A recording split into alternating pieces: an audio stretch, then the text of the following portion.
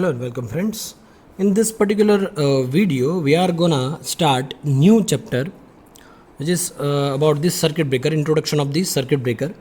Okay, see we know that the circuit breaker, it is used for make and break the contact. Fine, make and break the contact and manually, or you can say as well as the automatically.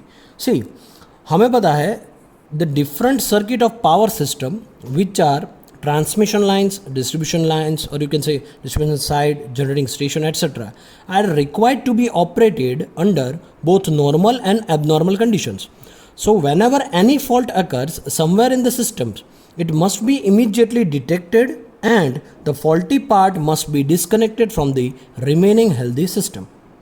Okay, so this is necessary since it ensures less damage to the faulted apparatus and the fault is not spread into the other system, or you can say in the entire system. So also quick recovery of the fault results in less interruption of service to the consumers, that we all know. ठीक है, so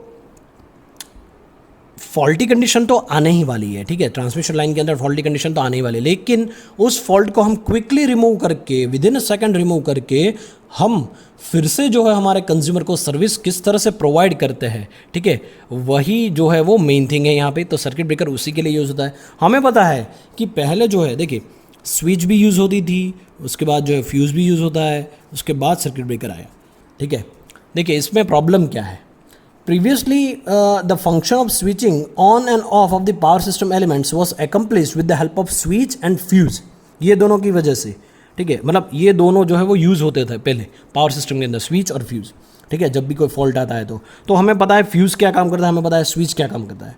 okay, so with the help of fuse and switch सन which is see ये दोनों which is placed in series with the circuit, but it suffer some difficulties such as replacement of fuse takes a long time. So supplying to the consumers will be restored after a long time, and the another limitation is that it will not be able to interrupt successfully the heavy fault current. So इसी disadvantage की वजह से क्या होगा, the use of switch and fuse unit is restricted to the low voltage and small capacity circuits where frequent operation are not performed. तो switch क्या करेगी, switch जो है ऑन और ऑफ करेगी. देखिए स्विच जो है वो आपको अगर मैं दिखाऊँ तो इस तरह से कुछ जो है वो वर्क होता है. देखिए यहाँ पे ये जो मैंने वो जनरेटर लिया है अपना पावर सिस्टम में, ये लोड साइड यानी कि कंज्यूमर साइड है. यहाँ पे जो है एक मैंने ये फ्यूज़ लिया है, ये जो है ये अपना स्विच कोई लिया है, एस स्विच लिया है, ये दोनों आइसोलेटर है और ये सर्किट ब्रेकर है और ये अर्थिंग स्विच है. ठीक है, सो यहाँ पे मैंने सिर्फ समझाने के लिए जो है वो ड्रॉ किया है. तो यहाँ पे आप देखिए ये सर्किट ब्रेकर है, ये स्विच है और ये फ्यूज़ है. अगर ये जनरेटर इस तरह से सप्लाई कर रहा है लोड को, इस तरह से जो पूरा सप्लाई जो है वो बन रहा है, लेकिन अगर कोई फॉल्ट आया, मान लीजिए यहाँ पे कोई फॉल्ट आया, तो अगर स्विच आप ऑपरेट करेंगे, पहले देखिए अगर स्विच की मैं अगर बात करूँ तो अगर ये आप ऑपरेट करेंगे तो देखिए ये स्विच में इस तरह से ड्रॉ करता हूँ, ये इस तरह से. ठीक है, तो पहले ये क्लोज थी इस तरह से, लेकिन अभी कोई फॉल्ट आया, अगर आप स्विच को इस तरह से ओपन करेंगे, देखिए ये ओपन स्विच है, अगर आप ओपन करेंगे तो यहाँ से जो बहने वाला करंट है, देखिए यहाँ पे कोई फॉल्ट हुआ, मान लीजिए यहाँ पे कोई फॉल्ट हुआ है, ठीक है, तो ये फॉल्ट यहाँ पे कोई IF करंट मतलब फॉल्टी करंट जो है वो इस तरह से पास होगा. ये फॉल्टी करंट है ना, वो ज़्यादा से ज़्यादा इस तरह से यहाँ से ये करंट लेने की ट्राई करेगा फॉल्ट को पूरा करने के लिए, फॉल्ट को ओवरकम करने के लिए, फॉल्ट को सप्लाई करने के लिए. तो ये करंट काफ़ी हद तक मैग्नीट्यूड में बहुत ज़्यादा होगा. तो अगर ये मैग्नीट्यूड में ज़्यादा है तो यहाँ से स्विच में भी जब ये क्लोज होगी तो फिर भी क्या हो जाएगा, यहाँ से ज़्यादा बहुत ही ज़्यादा मैग्नीट्यूड का करंट पास होगा. जैसे ही आप ये ओपन करेंगे स्विच तो क्या होगा, इसके बीच में आर्क डेवलप होगा. ठीक है, स्पार्क हो जाएगा और ये स्विच को भी क्या हो जाएगा, डैमेज कर सकता है ये आर्क, क्योंकि करंट का मैग्नीट्यूड बहुत ही ज़्यादा है, 500 एम्पियर, 1000 एम्पियर, 2000 एम्पियर, 5000, बहुत ज़्यादा होता है. ठीक है, तो ये करंट जो है उसको क्लोज मतलब इसको इंटरप्ट नहीं करेंगे. अगर ये सडनली आप इंटरप्ट करोगे तो क्या हो जाएगा कि हाई मैग्नीट्यूड ऑफ करंट की वजह से ये स्विच आपका डैमेज हो जाएगा. ठीक है, तो स्विच डैमेज हो सकता है, अदर इक्विपमेंट भी डैमेज हो सकते हैं पावर सिस्टम के. अगर आप फ्यूज़ यूज़ करेंगे वहाँ पे बहुत ही हाई ज़्यादा करंट की बात कर रहा हूँ मैं, ठीक है, और हाई वोल्टेज के सिस्टम की बात कर रहा हूँ, तो फ्यूज़ आप यहाँ पे यूज़ करेंगे. देखिए फ्यूज़ अगर मेल्ट हो गया, फ्यूज़ की प्रॉपर्टी आपको पता होनी चाहिए, ठीक है, मैं आपको यहाँ पे नहीं समझाऊंगा. तो फ्यूज़ जो है वो अगर मेल्ट हो गया, तो अगर फ्यूज़ मेल्ट हो गया तो आपको ये रिप्लेस करना पड़ेगा. ये अगर आप रिप्लेस करोगे तो ही फिर से आप फंक्शन कर पाओगे। तो ये रिप्लेस करने में काफ़ी ज़्यादा टाइम होगा, ये आप निकालोगे फिर से रिप्लेस करोगे फिर से आप इंस्टॉल करोगे, बहुत ही ज़्यादा टाइम लगेगा। तो तब तक जो है वो वेट नहीं कर सकते हम, क्योंकि हमें पता है कि कंज्यूमर एंड साइड हमें जो है इलेक्ट्रिसिटी क्या करनी है, विदाउट एनी इंटरप्शन हमें प्रोवाइड करनी है। तो हम ये इसकी वजह से नहीं कर सकते। तो हम कहाँ पे जाएंगे? हम जाएंगे सर्किट ब्रेकर के पास। सर्किट ब्रेकर क्या है? देखिए, with the development in power system, the transmission lines and various equipments operate at very high voltage that carrying large current. The switch and fuse arrangement explained this, I have explained earlier, fine, that will fail to serve the desired function in high capacity circuits. Okay, मैंने समझाया यहाँ पे. The use of circuit breaker can facilitate the opening and closing of heavy electric circuit smoothly and efficiently. A circuit breaker can make or break a circuit either manually or automatically under no load, full load or short circuit conditions, and thus it forms important element in any protective scheme. Okay, so ये जो आप है manually भी operate करते हैं या फिर automatically operate, ज़्यादातर ऑटोमेटिकली हम ऑपरेट करते हैं, तो ऑटोमेटिकली ऑपरेट जो है वो विद इन मिली सेकेंड होता है, ठीक है।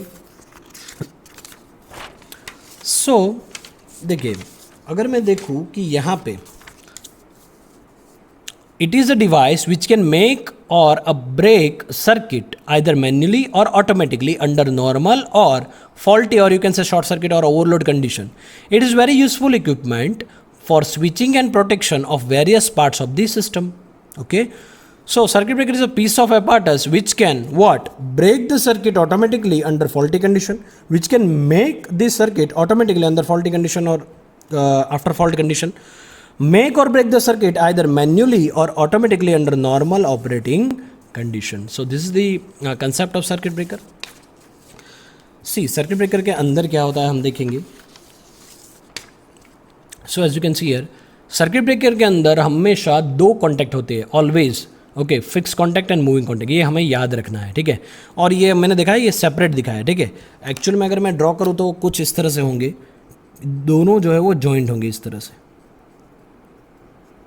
जब नॉर्मल ऑपरेटिंग कंडीशन होगा ना तो ये इस तरह से जॉइन होंगे, लेकिन जब फॉल्टी कंडीशन होगी ना तो इस तरह से वो सेपरेट होंगे।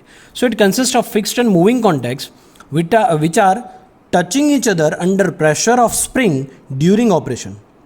Okay, under faulty condition, normal condition में इस तरह से रहेंगे, लेकिन faulty condition में क्या होगा? The relay senses the fault and the trip circuit of the breaker sets energized and the moving contact pulled apart to open the circuit. मैं आपको समझाऊंगा किस तरह से वर्क होता है, ठीक है। So when fault occurs in the circuit, relay senses it and sends the signal to the respective circuit breaker. Now trip coil of the circuit breaker will get energized and the moving contact are pulled apart and open the circuit. हमें पता है कि circuit breaker जो है operate करने की condition क्या है। पहले जो सीटी है करंट ट्रांसफार्मर, वो करंट ट्रांसफार्मर आपका सेंस करेगा फॉल्टी करंट। उसके बाद सेकेंडरी में जो है इसका जो भी ऑपरेशन होगा उस फ्लक्स की वजह से, उस वोल्टेज की वजह से, उस करंट की वजह से क्या हो जाएगा, सिटी की सेकेंडरी साइड जो है वो एनर्जाइज हो जाएगी और वो एनर्जाइज करेगी किसको? रिले को। रिले की ट्रिप कॉइल को एनर्जाइज करेगी, तो रिले की ट्रिप कॉइल जो है किसको? सर्किट ब्रेकर की ट्रिप कॉइल को एनर्जाइज करेगा और सर्किट ब्रेकर आपका ऑपरेट हो जाएगा। तो इस तरह से जो है वो पूरी सर्किट चलती है, ठीक है। So any circuit breaker essentially consist of fix contact and moving contact under abnormal condition. I repeat, under abnormal condition or wherever the circuit breaker is operated, then the internal mechanism makes the moving contact to move away from the fixed contact. So whenever the contacts are separated from each other, the circuit is not braked immediately as heavy arc is drawn between the contacts, which will continue for some time. That I will explain in the next lecture what is arc. Okay, so basically we can say that a circuit breaker is defined as a switching and current interrupting device in switchgear which serves the purpose of switching during normal operating conditions and for the purpose of operation and maintenance, and switching during abnormal condition and interrupting the fault currents. Okay, so this is all about the circuit breaker. Now I'll tell you that how the circuit breaker will operate. Okay, see, Due to large faulty current, an arc is struck between the fixed and moving contact that I have discussed. That I will explain in the next lecture that what is arc. And the arc engine is the main function. Arc को हमें बुझाना है, वो भी मैं जो है आपको नेक्स्ट लेक्चर में बताऊंगा. ठीक है, देखिए सर्किट ब्रेकर किस तरह से ऑपरेट होता है. आप देखिए यहाँ पे मैंने सर्किट ब्रेकर लगाया है, ये अपनी लाइन है. ठीक है, कोई भी एक फेज़ है, मान लीजिए कोई आर फेज़ है.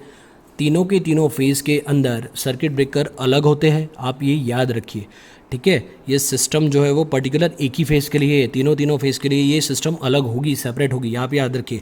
यहाँ पे जो मैंने लिया है वो सीटी है, करंट ट्रांसफार्मर. ये करंट ट्रांसफार्मर आपको पता होना चाहिए. अगर नहीं पता है तो आप मेरे वीडियो में देख सकते हैं करंट ट्रांसफार्मर के लेक्चर में. करंट ट्रांसफार्मर जो है वो इस तरह से होगा. ये सेकंडरी वाइंडिंग है, करंट ट्रांसफार्मर की सेकंडरी वाइंडिंग है. ठीक है, नॉर्मल ऑपरेटिंग कंडीशन में ये कॉइल जो है ना वो उसको कोई फ्लक्स नहीं मिलेगा, मतलब कोई जो करंट इसके थ्रू पास नहीं होगा, ये एनर्जाइज नहीं होगी. ठीक है, लेकिन अगर कोई फॉल्ट करंट, देखिए यहाँ पे अगर कोई फॉल्ट हुआ तो फॉल्ट करंट तो ज़्यादा हो जाएगा ना, फॉल्ट करंट तो मैग्नीट्यूड ज़्यादा होगा, तो उसके अकॉर्डिंग हमने जो रेशियो सिटी का सेट किया होगा. ठीक है, जन देखिए ये 500/5 अगर सेट किया तो यहाँ से फॉल्टी करंट जो है वो 600 एम्पियर या कुछ ऐसा जो है वो पास हो रहा है. सो उसको अकॉर्डिंग जो है वो सिटी की सेकेंडरी में करंट पास होगा. सिटी के दो नॉर्मल कंडीशन में नहीं होगा, लेकिन फॉल्टी कंडीशन में यहाँ से करंट पास होगा. तो जैसे ही ये करंट पास होगा तो ये करंट और उसके मैग्नीट्यूड की वजह से यहाँ पे ये कॉइल के अंदर आपका कोई मैग्नेटिक फ्लक्स डेवलप होगा. और वो मैग्नेटिक फ्लक्स क्या करेगा, ये रिले कॉइल है. देखिए ये पर्टिकुलर क्या है, ये रिले कॉइल है. ये रिले कॉइल आपकी क्या करेगी, ये जो प्लंजर आपको दिख रहा है ना, ये पूरा प्लंजर है, ये प्लंजर को खींच देगी फॉल्टी कंडीशन में. क्योंकि ये फ्लक्स यहाँ पे जो भी प्रोड्यूस होगा वो क्या करेगा, अट्रैक्ट करेगा ये प्लंजर को अपने साइड खींचने के लिए, इस तरह से खींचने के लिए. ठीक है, इसकी वाइंडिंग इस तरह से लगी होगी. तो यहाँ से अगर ये खींचेगा तो ये कॉन्टैक्ट इस तरह से क्लोज हो जाएगा. तो आप देख सकते हैं ये अगर कॉन्टैक्ट क्लोज होगा तो यहाँ पे मैंने बैटरी लगाई है. देखिए बैटरी लगाई है. ठीक है, ये ट्रिपिंग कॉइल है, ये अपनी क्या है, ट्रिपिंग कॉइल है. यहाँ पे ट्रिपिंग कॉइल ये सीरीज़ में होगी बैटरी के साथ. तो बैटरी जो है वो डीसी सप्लाई यूज़ करेगी. यहाँ पे पहले कनेक्शन नहीं था, तो ये बैटरी के अंदर जो है वो जो भी सप्लाई होगा तो वो पास तो होगा नहीं, क्योंकि सर्किट तो ओपन है. लेकिन जैसे ही फॉल्टी कंडीशन में ये प्लंजर इस तरह से मूव होगा तो ये सर्किट अपने क्लोज हो जाएगी. जैसे ही क्लोज होगी ये डीसी में से जो भी है करंट फ्लो होगा, इस तरह से फ्लो होगा. ये फ्लो जो भी करंट होगा इसको एनर्जाइज करेगा ट्रिप कॉइल को, और ट्रिप कॉइल की वजह से यहाँ पे ये प्लंजर इस तरह से लगा होगा, वो सीबी का होगा सर्किट ब्रेकर के अंदर. तो सर्किट ब्रेकर के कॉन्टैक्ट को यो भी ये जो होगा वो मूविंग कॉन्टैक्ट होगा. मूविंग कॉन्टैक्ट को इस तरह से खींच लेगी. ठीक है, और ये यहाँ से अपना फिक्स कॉन्टैक्ट होगा. मान लीजिए फिक्स कॉन्टैक्ट है कुछ समझने के लिए, तो फिक्स कॉन्टैक्ट तो फिक्स ही रहेगा, लेकिन मूविंग कॉन्टैक्ट को इस तरह से मूव कर देगी तो सर्किट ब्रेकर आपका क्या हो जाएगा, ऑपरेट हो जाएगा. और मूविंग कॉन्टैक्ट और फिक्स कॉन्टैक्ट इस तरह से सेपरेट हो जाएंगे. ओके, तो ये जब सेपरेट होता है ना तो हाई मैग्नीट्यूड ऑफ करंट की वजह से उसके बीच में जो है स्पार्क प्रोड्यूस होता है, वो आर्क कहलाता है. So the production of arc not only delays the current interruption process but also generate enormous heat which may cause damage to system and circuit breaker itself. वो आर्क की वजह से आपका सर्किट ब्रेकर तो open हो गया, contact open हो जाना चाहिए ना, करंट पास नहीं होना चाहिए, लेकिन आर्क की वजह से ये सेपरेट होगा ना, हाई मैग्नीट्यूड ऑफ करंट की वजह से क्या हो जाएगा, करंट ये इस कॉन्टैक्ट से यानी कि फिक्स कॉन्टैक्ट से मूविंग कॉन्टैक्ट तक जाने के लिए पाथ ढूंढेगा, और वो पाथ उसको मिल जाएगा आर्क की वजह से. क्या है आर्क, वो आपको मैं नेक्स्ट लेक्चर में बताऊंगा, आप देखना. ठीक है, so the major problem is to extinguish the arc. वो आर्क को हमें बुझाना, वही तो मेजर प्रॉब्लम है. ठीक है, with in the shortest possible time so that the heat generated by it may not reach the dangerous value. Arc की वजह से हीट काफ़ी ज़्यादा मात्रा में बढ़ जाता है, और वो आर्क के बीच, ठीक है, आर्क की वजह से वो हीट प्रोड्यूस होता है, और वो ही उसका जो है वो प्लाज्मा बनता है. ठीक है, हम प्लाज्मा उसको हम बोलते हैं प्लाज्मा इफेक्ट. ठीक है, काफ़ी ज़्यादा मात्रा में हीट रहती है वहाँ पे. ठीक है, so it will create plasma effect.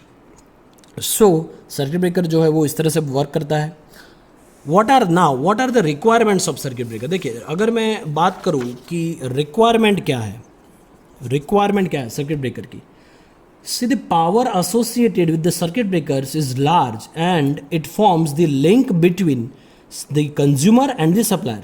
So the necessary requirements of the circuit breaker is first, the normal working current and the short circuit current must be safely interrupted by the circuit breaker. I repeat, the normal working current and the short circuit current must be safely interrupted by circuit breaker. Second, the faulty section of the system must be isolated by circuit breaker as quickly as possible to keeping the minimum delay.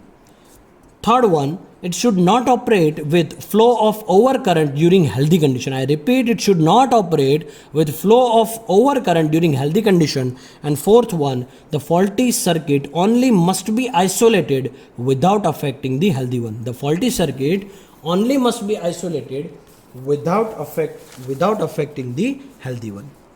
Okay. So I have already mentioned that under normal operating condition, the EMF produced in the secondary winding of the transformer, this CT, is insufficient to energize the trip coil, this trip coil, completely for its operation. Thus, the contact remains in closed position, carrying the normal working current, and the contact can be opened manually also by the handle. Under abnormal और faulty condition, अगर यहाँ पे कोई fault हुआ है, then the high current in the primary winding of the current transformer, this will act as a primary winding and this is the secondary winding. So under faulty condition, high current in the primary winding of the current transformer induces sufficiently high EMF in the secondary winding so that this trip coil is energized, and this will start opening motion of the contact. And this action will not be instantaneous, as there is always a time lag between energization of the trip circuit and the actual opening of the contact. So the contacts are moved towards right away from the fixed contact, this contact. Okay. So this is all about the circuit breaker introduction. Thank you.